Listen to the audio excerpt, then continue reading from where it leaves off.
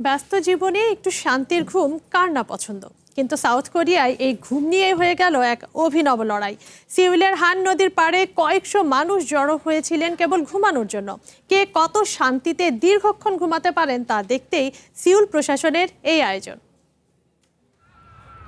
বসন্তের তপ্ত দুপুরে চারদিকে যান্ত্রিক শহরের ব্যস্ততা, অথচ এমন এক কর্মমুখর সময়ই সিউলের হান রিভার পার্কের চিত্রটা পুরো আলাদা। এখানে চলছে এক ভিন্নধর্মী প্রতিযোগিতা, যেখানে জেতার একমাত্র শর্ত হলো শান্তিতে ঘুমানো।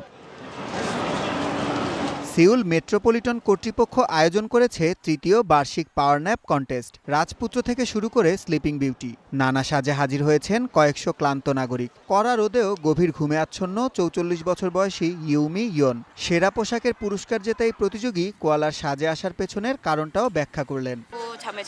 আমি সহজে ঘুমাতে পারি না। কোয়ালারা দীর্ঘক্ষণ গভীর ঘুমের জন্য পরিচিত, তাই ভাবলাম তাদের মতো সাজলে হয়তো আজ একটু জাদুর মতো ঘুম আসবে। বাদ যাননি শিক্ষার্থীরাও। পরীক্ষার চাপে ক্লান্ত এক তরুণ এসেছেন প্রাচীন রাজার বেশে। তবে এই ঘুম মোটেও সহজ নয়। প্রতিযোগীদের ঘুমের গভীরতা মাপতে আঙুলে লাগানো হয় হার্ট রেট মনিটর, এমনকি পালক ছুঁয়ে সুরসুরি দিয়েও পরীক্ষা করা হয় ঘুমের নিবিড়তা।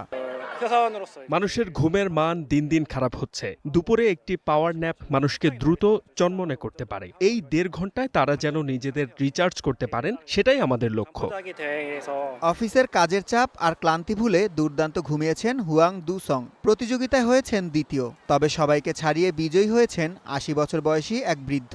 মূলত বিশ্বের অন্যতম কর্মভারাক্রান্ত জাতি সাউথ কোরিয়ানদের ঘুমের প্রয়োজনীয়তা মনে করিয়ে দিতেই এই আয়োজন। যান্ত্রিক জীবনের ক্লান্তি ভুলে ১.৫ ঘন্টার এই ঘুম যেন সিউলবাসীর কাছে ছিল এক টুকরো পরম প্রশান্তি।